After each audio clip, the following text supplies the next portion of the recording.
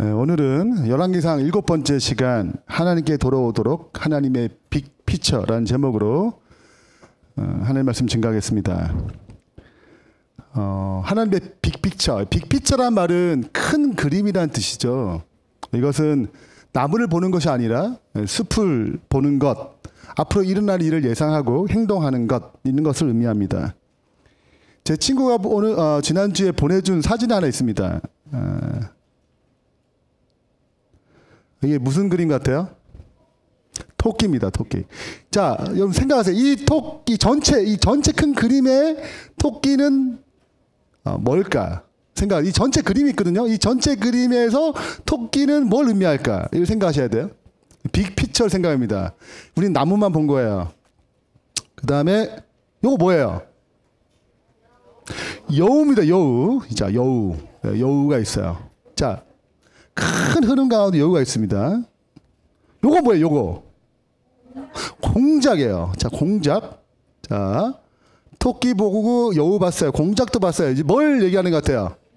동물원. 네, 역시 빅피처가 아니에요. 자, 하나 더 보겠습니다. 요거 뭐예요, 요거? 카멜레온입니다. 카멜레온. 자, 요쯤 되면 대충 감 잡히죠? 네, 어렵죠. 요거는 이것입니다. 네. 여기서 낙타를 찾으면 당신은 굉장히 젊은 사람이에요. 네, 자, 이거 낙타 찾는 1시간을 보냈습니다. 낙타는 찾았어요. 나중에 제가 보내드릴게요. 지금 그런 시간 아니에요. 낙타 찾는 시간 아니에요. 예배 드리는 시간이에요. 자, 네. 전체를 봐야 이게 무엇을 의미하는지 알게 되는 것입니다. 하나님께서 우리를 구원하는 계획도 단편적으로는 다 알 수 없습니다. 왜 사단을 멸하지 않으시고 왜 용납하셨는지, 아담과 하와가 선악과를 먹고 왜 멸하지 않으셨는지, 이것은 단순히 그 단면만 보고 알 수 있는 것이 아니라 하나님의 구원의 큰 그림을 보아야 알 수 있는 것입니다.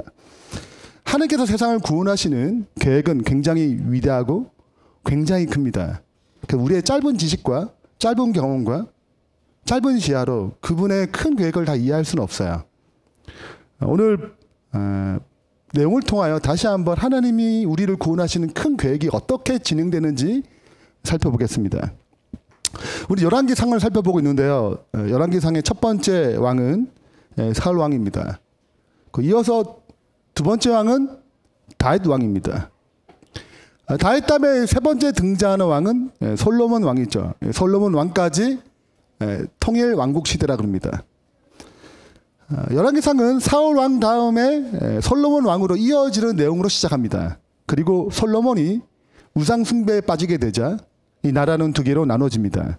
그래서 북방 이스라엘의 그리고 첫 번째 왕인 여로보암과 남방 유다 르호보암으로 나라가 나눠져요. 그 나라는 다음과 같습니다. 북방과 남방 유다 이렇게 나눠지고 그 첫 번째 초대 왕인 여로보암은 22년 동안 나라를 다스렸습니다. 그 남방 유다의 르호보암 왕은 17년을 다스렸어요. 자, 그러니까 한 5년 정도 부족하겠죠. 그래서 여로보암이 다스리는 그 시절에 르호보암의 아들 아비암이 3년을 다스렸습니다. 그리고 이어서 세 번째 왕인 지난주에 살펴봤던 아사왕, 처음 개혁을 일으켰던 우상 숭배를 에서 벗어나게 했던 그 개혁의 왕 아사가 41년 동안 다스렸어요. 아사왕이 41년 동안 다스리는 그쯤에 북방은 한 6명의 왕들이 바뀌었습니다. 여로보암의 아들 나답이 2년 동안 통치했어요. 그러나 그 죄로 새로운 왕이 등장합니다. 정권이 교체됩니다. 바하사라는 군대 장관이 24년 동안 나라를 다스립니다. 그리고 그의 아들 엘라가 2년 동안 통치하고 다섯 번째 왕이 다시 한번 정권을 교체합니다. 시므리가 7일 동안 나라를 다스려요. 그 다음에 또 한 번 정권이 교체되는데 그 왕이 오므리라는 군대 장관입니다. 12년 동안 다스려요. 자, 오늘 살펴볼 왕 7번째 왕, 북방 이스라엘 7번째 왕인 아합 왕입니다. 아합 왕 22년 동안 북방 이스라엘 다스렸는데 그 아합 왕에 대해서 성경은 이렇게 소개합니다. 오므리의 아들 아합이 그 이전의 모든 사람보다 여호와의 보시기에 악을 더욱 행하여, 이전의 왕들보다 가장 악을 행했다 얘기하고 있습니다. 그럼 31절에 느밧의 아들 여로보암의 죄를 따라 행하는 것을 오히려 가볍게 여기며 시돈 사람의 왕 엣바알의 딸 이세벨을 아내로 삼고 가서 바알을 섬겨 예배하고. 자, 여로보암으로부터 계속 진행되어 왔던 단과 베델의 우상 숭배했던 그 신전을 뿐만 아니라 이제는 공식적으로 시돈의 사람 왕의 딸 이세벨을 아내로 맞으면서 선지자 바알 선지자 450명을 데려왔습니다. 아예 우상 숭배를 작정하고 하겠다는 거죠. 그리고 32절에 보면 사마리아 이 수도에 아예 신전을 건축했습니다. 바알 신전을 건축했어요. 그리고 바알을 위하여 제단을 쌓으며 그 다음에 선지자들을 다 죽이기 시작했습니다. 하나님 믿는 선지자들이 여전히 북방에 꽤 많았는데 다 죽이기 시작했어요. 이렇게 폐악한 시대, 우상 숭배가 만연한 이 시대에 하나님 뭐 하세요? 우상이 가득하고 선지자가 죽는 이 시대에 하나님 무엇 하고 계시는가? 하나님의 큰 계획은 무엇인가? 이제 그 계획을 이제 살펴보겠습니다. 하나님께서는 이 우상에 빠졌던 이 백성을 돌아오게 하기 위하여 어떤 큰 계획을 갖고 계시는가? 제 첫 번째 일은 하나님은 사람을 준비시키십니다. 그분은 사람을 통해 일하세요. 열왕기상 17장 1절에 가장 폐악한 시대에 가장 위대한 선지자가 등장합니다. 그 선지자가 엘리야입니다. 길르앗에 우거하는 자 중에 디셉 사람 엘리야가 아합에게 말하되 내가 섬기는 이스라엘의 하나님 여호와께서 살아 계심을 두고 맹세하노니 내 말이 없으면 수년 동안 비도 이슬도 있지 아니하리라 하시니라. 자, 엘리야에 대한 어떤 배경 없이 갑자기 등장합니다. 17장 1절에 바로 아합에게 나아가서 수년 동안 비가 내리지 않겠다라고 선포합니다. 심판을 선포하죠. 하나님께서는 이 시대를, 아합이라는 가장 폐악한 이 시대를 개혁시키기 위해서 특별한 사람을 선택하셨습니다. 그 사람이 우리가 잘 아는 엘리야입니다. 근데 엘리야가 어떤 사람인지 잘 유추할 수 없어요. 왜냐하면 17장 1절에 그냥 어디 동네에 산다 이게 끝이기 때문에 그렇습니다. 그러나 그를 조금 더 이해할 수 있는 방법이 16장 제일 마지막 절에 엘리야가 등장해 바로 전절에 특별한 예언이 등장합니다. 그 예언이 여리고성을 건축하는 이야기예요. 지금 아합은 BC 한 900년대 사람입니다. 그 시대에 아합 시대죠.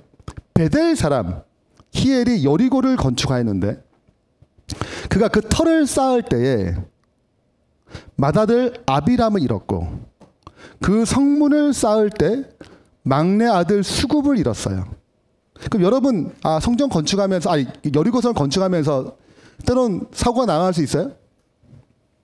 그렇죠. 그러니까 건축하면서 뭐 여러 가지 사고로 여러 가지 질병으로 죽을 수 있잖아요. 그럼 이걸 볼 때 여리고를 건축하다가 그 건축하는 사람의 그 히엘이 아들이 죽고 마지막 성문을 세울 때 막내 아들이 죽었구나. 아유 참 안 됐다. 재수 없다. 뭐 이런 불쌍하다. 뭐 이런저런 여러 가지 생각이 들잖아요.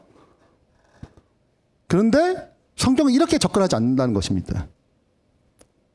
여호와께서 눈의 아들 여호수아를 통하여 이스라엘 하신 말씀과 같이 되었더라. 자, 이게 그냥 된 게 아니고 이미 예언된 것이 성취되었다고 얘기하는 것입니다. 여호수아에게 하셨던 말씀이 성취되었던 거예요. 그럼 여호수아는 언제 예언했는가? 이게 BC 1405년입니다. 여리고성에 대한 예언을 했는데 여리고성을 무너뜨린 다음에 여호수아는 이 성을 지을 때 어떤 일이 일어날 것인지를 성령을 통하여 예언합니다. 그 내용이 다음과 같습니다. 여호수아가 그때에 맹세하여 이르되, 이제 여리고성이 다 무너지고 흔적 없이 다 기초까지 다 무너진 그때에 누구든지 일어나서 이 여리고성을 건축하는 자는 여호와 앞에서 저주를 받을 것이라. 그 기초를 쌓을 때 그의 맏아들을 이룰 것이요 그 문을 세울 때 그의 막내 아들을 이루리라.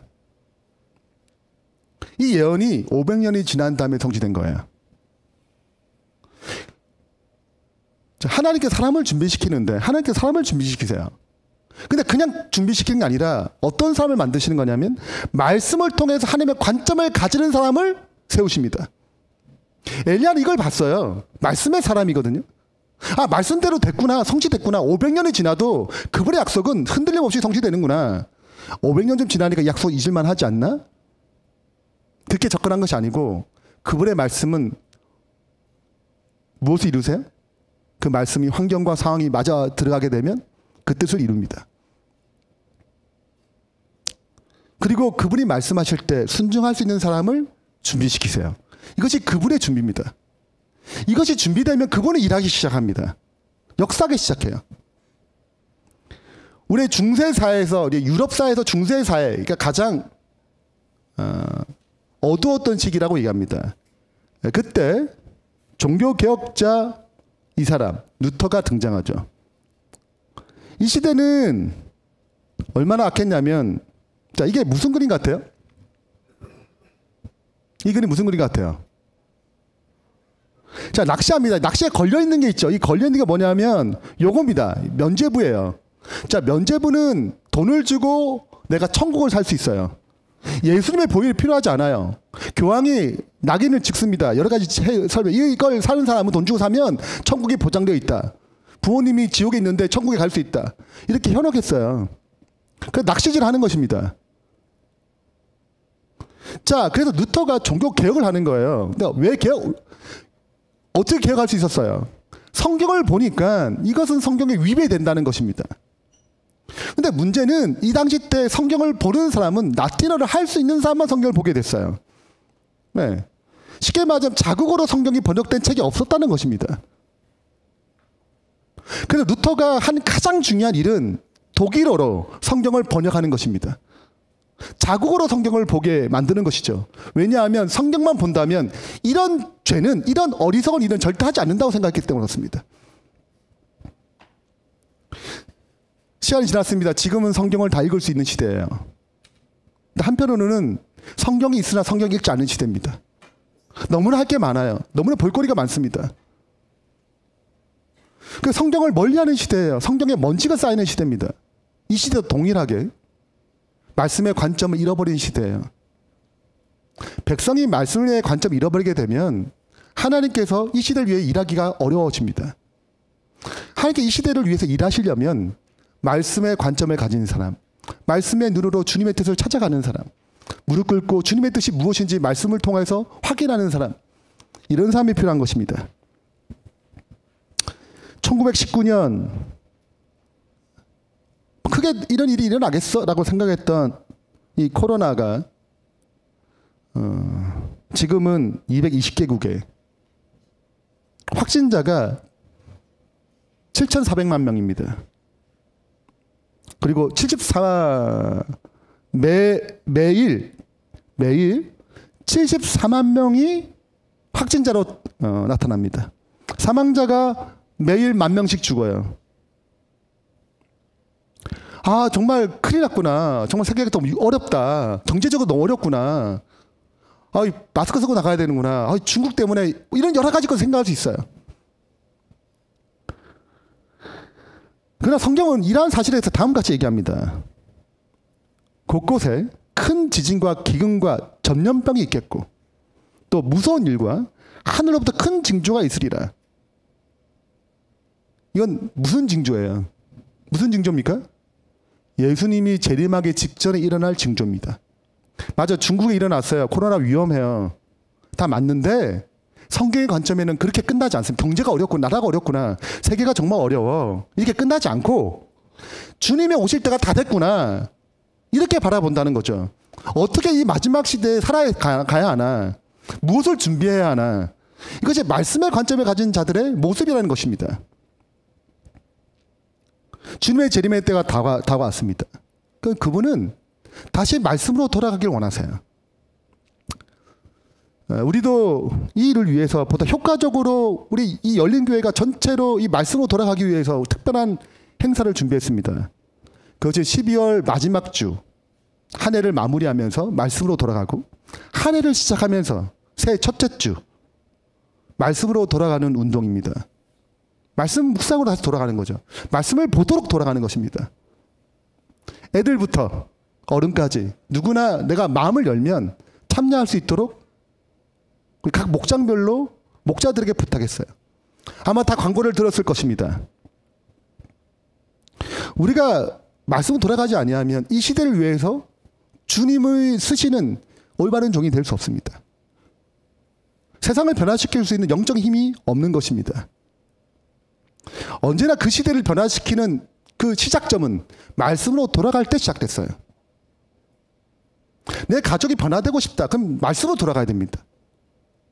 내 주변의 사람들이, 내 직장인 사람들에게 내가 복음을 증거하고 싶다. 그럼 그 마음 가지고는 안 돼요. 내가 말씀으로 온전히 돌아갈 때 그 생명력이 살아나는 것입니다. 마지막 사건들의 책에 매일 하늘의 은혜를 공급받아야 하며, 매일 어쩌다 한 번, 일주일에 한 번, 이게 아니에요. 매일 하늘의 은혜를 공급받아야 하며, 그렇지 않을 때 아무도 회심의 상태를 지속하지 못할 것이다. 아, 내가 왜 마음이 식어지지? 왜 이전 같지 않지?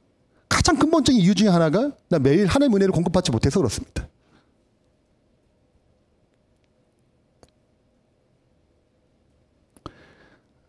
제가 자주 사용하는 책이죠. 영적 리더십이라는 책인데, 저는 꼭 목자들이 꼭 읽어야 될 필독서라 생각합니다. 여기 보면 영적 리더십이란 뭔가, 사람들을 움직여서 하나님의 일을 하게 하는 것이 영적 리더십이에요. 하나님 일을 하도록 하는 리더십입니다. 세상도 리더십이 필요해요. 그를 움직여야 무슨 일을, 그 사업을 잘할 수 있거든요. 하나님의 일도 그 영적 리더십은 그분의 일을 하도록 만드는 것입니다. 어떻게 만드는 것인가? 그 첫 단추가 뭔가? 그 첫 단추에 대해서 이렇게 얘기합니다. 영적 리더십의 열쇠는 다른 사람을 주님과의 관계에서 자라날 수 있도록 지속적으로 이끌어주는 것이다. 자, 영적 리더십이 어떻게 발산됩니까? 다른 사람을 주님의 관계에 자라날 수 있도록 지속적으로 이끌어주는 것. 그것이 영적 리더십의 열쇠예요. 그래서 목장에서 이 일을 하는 중요한 이유는 거기서 리더십이 발휘되어야 되는 것입니다. 아직 말씀을 혼자 보기 어려운 분들, 그들을 이끌어서 말씀을 볼 수 있도록 환경을 만들어야 돼요. 혼자는 잘할 수 있어요. 그래서 다른 사람이 그렇지 못할 때 내 시간을 내어서 그 사람이 세워줄 수 있도록 나도 뭐 해야 되는 것입니까? 같이 희생하는 것이죠. 저도 저 혼자 말씀 보는 거 훨씬 좋아요. 어떤 면에서는. 그러나 다른 사람을 생각하게 될 때 저 사람을 세우기 위해서는 나의 시간을 희생함으로 함께 세워지는 놀라운 역사가 일어나는 것입니다. 그래서 같이 나눌 때 굉장한 힘을 또 발휘하는 것을 또 체험할 수 있게 돼요. 그래서 이 시대 하나님께서는 세상을 변화시키기 위해서, 내 가정을 변화시키기 위해서, 교회를 변화시키기 위해서 가장 첫 번째 하시는 일, 사람을 준비시키는 것입니다. 그 사람이란 다시 말씀으로 돌아가는 것입니다. 오늘 우리의 삶 가운데 말씀으로 돌아감으로 다시 회복의 역사가 일어나는 저의 신실한 백성 되길 바랍니다. 두 번째, 하나님의 빅피처, 하나님께서 이 백성을 다시 돌이키게 하는 그 큰 그림은 환경을 조성하시고 가장 좋은 시간을 만드신다는 것입니다. 많은 날이 지나가고 제3년에 여호와의 말씀이 엘리야에게 임하여 이르시되, 몇 년이 됐어요? 기근을 선포한 지 3년이 지났습니다. 그때까지 아무 말씀 없었어요. 그분이 뭘 기다리는 거예요? 환경을 조성하고 가장 좋은 때를 기다리시는 것입니다. 아합에게 보이라, 내가 비를 지면에 내리리라. 2절입니다. 엘리야가 아합에게 보이러 가니 그때에 사마리아의 기근이 뭐했어요? 심했어요. 여러분 생각해 보세요. 아담과 하와가 몇째 날 태어나야지 가장 좋아요? 5째 날? 첫째 날 태어나자마자 죽어요. 네. 여러분, 하나님께서 무엇인가를 계획하실 때 가장 이상적인 시간과 타이밍과 환경이 있습니다. 가장 기근이 심할 때, 더 심하면 다 죽으니까 가장 그 적절한 타이밍에 그분은 엘리야를 보내시는 것입니다. 씨를 뿌릴 때 뿌리는 시간이 있어요. 그래야지 거두는 시간이 있습니다. 내가 아이를 갖게 되면 10개월이라는 시간이 있어야 돼요. 그래야지 아이를 낳게 됩니다. 하나님께서는 그분이 가장 좋은 환경과 가장 좋은 시간을 만들고 계십니다. 우리의 구원을 위해서.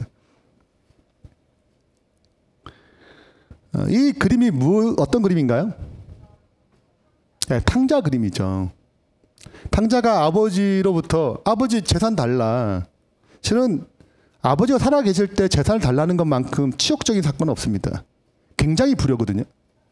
그러나 아버지의 선한 마음이 그 아들을 위해서 재산을 내어줍니다. 그 돈 가지고 아버지 품을 떠나서 허랑방탕에 삽니다. 모든 돈을 잃어버리고 기근이 닥쳤어요. 엘리야 때도 기근이 닥쳤지만 이때도 기근이 닥쳤습니다. 먹고 살 힘이 없는 거예요. 그래서 어디까지 내려갔냐면 유대인이 가장 싫어하는 돼지를 치는 일까지 떨어졌습니다. 거기에 돼지들이 먹는 것을 먹었어요. 그제서야 뭐가 생각나요? 아버지의 품이 생각났습니다. 여러분, 고난 자체가 우리를 변화시키지 않아요. 고난이 변화가 되려면 시간이 필요합니다. 처음부터 탕자가 아버지 품에 가야겠다 생각하지 않았어요. 그 고난의 어떤 지점이 있을 때 비로소 생각하게 되는 것입니다. 고난이 변화할 수 있는 전환점이 되려면 어떤 시간이 필요해요. 하나님은 3년이라는 시간을 기다렸습니다. 3년 6개월이죠. 정확히 말하자면. 그 시간이 될 때 하나님은 적합한 환경, 적합한 시간, 그 시간을 만드신 것입니다.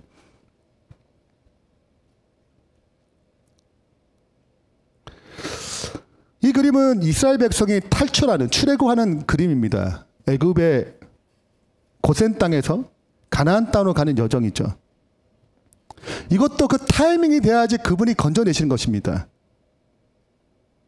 그 타이밍이 되자 하나님은 이들을 어디로 옮기세요? 시내산으로 옮기셨습니다.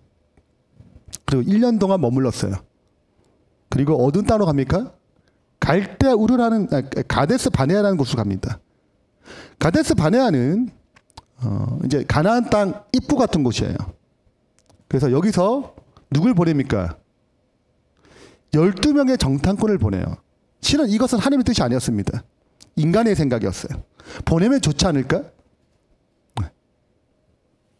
그래서 12명의 정탐을 보냅니다. 결국 그 뜻이 무엇을 가져왔어요? 이스라엘 백성이 약 40년 가까이 38년 동안 방황하는 시간을 가졌습니다. 성경 이 사실에 대해서 다음과 같이 얘기합니다. 호렙산에 세일산을 지나 가데스 바네아까지 열하루 길입니다. 금방 가는 길이에요. 그러나 여기서 38년 동안 머물러 있습니다. 하나님의 뜻과 하나님의 시간이 있는데 내 뜻과 나의 시간이 맞지 않는 것입니다. 그래서 순종했으면 금방 들어가야 할 그 역사가 불순종함으로 오랫동안 광야에서 살아야 했습니다. 이게 뭔지 아시죠? 굉장히 유명한 사건이죠. 이전에는 이 알파고가 등장하기 전에는 컴퓨터는 절대 오목은 이길 수 있어요. 오목이 뭔지 아시죠? 5개를 먼저 두면 이기는 것. 오목은 컴퓨터 이길 수 있어요. 바둑은 절대 못 이긴다. 이것이 거의 정설이었습니다. 바둑은 너무 수가 많기 때문에 컴퓨터가 절대 인간을 이길 수 없어 라고 생각했어요. 그러나 알파고 인공지능과 이세돌이 붙었습니다. 몇 대 몇으로 졌나요? 이세돌이 4대 1로 졌어요. 단 한 판 이겼습니다. 세계는 충격이었습니다. 그때 그 첫 번째 판을 딱 둘 때 왜 알파고는 저런 데 두지? 이런 생각을 가졌습니다. 왜 저런 수를 두는 거야? 프로라면 저런 수를 두지 않겠지. 이 타이밍에 뭐 이런 얘기. 그전의 방식으로 두지 않은 거예요. 그러나 누가 이겼어요? 알파고가 이긴 거죠. 여러분, 바둑은 수싸움이면 몇 수를 앞에 보느냐의 싸움입니다. 앞에 수를 많이 볼수록 승리는 가까워지는 거죠. 하나님께서 우리를 이끄실 때 가장 좋은 시간과 가장 좋은 환경을 만드시는 그 가운데 그분은 수를 갖고 계세요. 그분은 받을 폰보다 훨씬 더 앞선수를 바라보시는 것입니다. 우리의 인생을 그렇게 이끌어 가세요.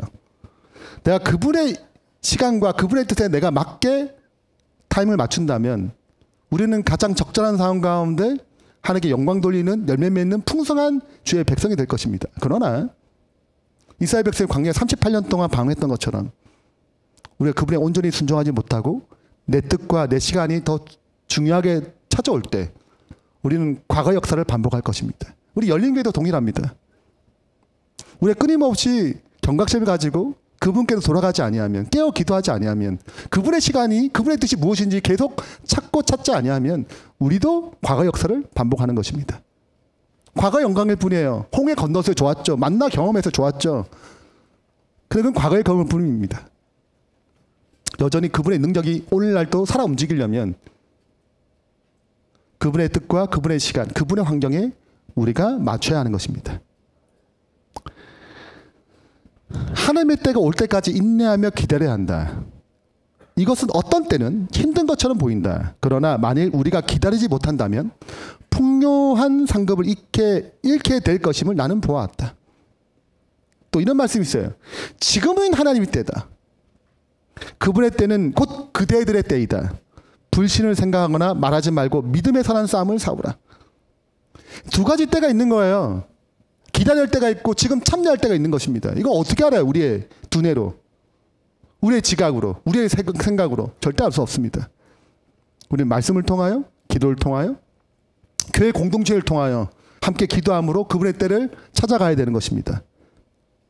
그럴 때 하나님께서 엘리야에게 역사하셨던 그 하나님의 동일한 능력이 우리의 삶 가운데, 이 교회 가운데 풍성히 임할 것을 확신합니다. 세 번째입니다. 세 번째, 하나님께서 이 이스라엘 백성을 돌이키기 위하여 마지막 이 하나님의 종을 쓰시고 그분의 환경과 그분의 시간이 되면 마지막으로 하는 작업이 그분을 증명하세요. 뭐가 오는 거예요? 바알 선지자와 싸울 때 하늘에서 불이 떨어지는 것입니다.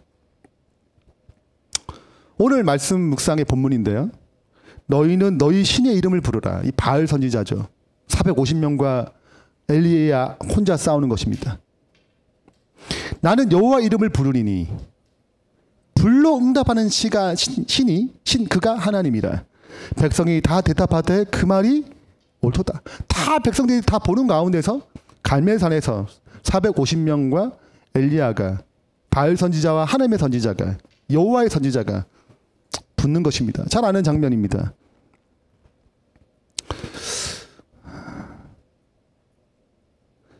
우리의 삶 가운데 하나님께서는 진리를 드러내십니다. 그럼 살아계시면 증명하세요. 로마서 1장 18절에 보면 이렇게 기록합니다. 하나님의 진노가 어떤 사람이 내립니까? 불의로 진리를 막는 사람들에게 내립니다. 불의로 진리를 막는 사람들의 모든 경건치 않음과 불의에 대하여 하늘로부터 나타나리니 19절에 보면 왜 나타나느냐? 이는 하나님을 알만한 것이 그들 속에 뭐 했어요?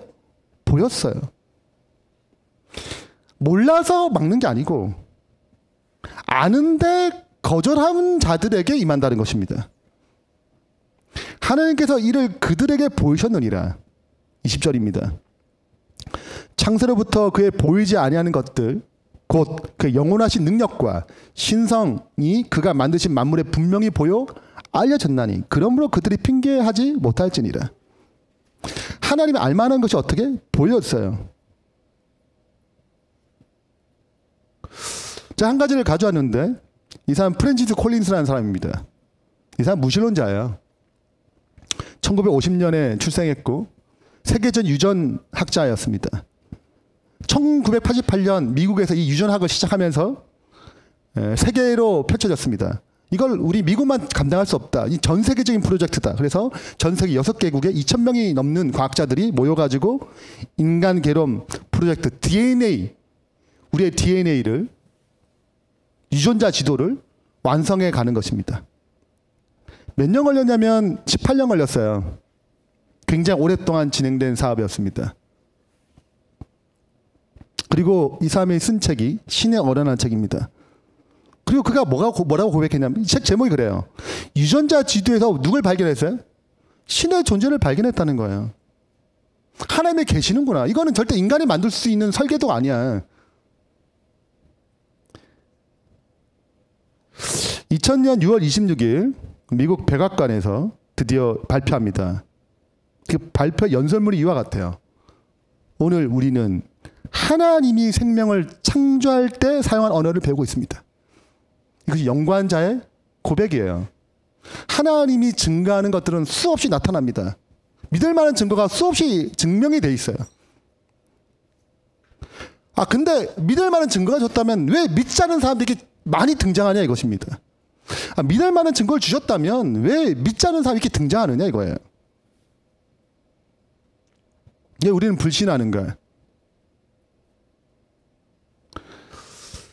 제 영상에서 이렇게 약간 좀 몇 컷을 가져왔는데요. 이 주제는 당신의 편견은 무엇입니까? 라는 선입견에 대한 실험이에요. 편견에 대한 시험입니다. 자, 세 사람 중에 피아니스트가 아닐 것 같은 사람 누구입니까? 딱 보면 팔 없는 장애인. 그렇죠? 팔이 없잖아요. 피아노 어떻게 쳐? 그래서 12명 중에 10명이 이 장애인을 단 선택했습니다. 그래, 팔이 없는데 무슨 피아노 치겠어요? 일단 생긴 게 가난하게 생겼어요. 뭐 이렇게 해가지고 다 별 붙였습니다. 근데 이 사람은 두 팔을 잃고 발로 피아노를 치는 세계적인 피아니스트 류에이예요. 이미 무슨 생각을 갖고 있어요? 피아노를 뭐로 쳐야 돼요? 손으로. 그러니까 손이 없으니까 이 사람 뭘 피아노 치겠어?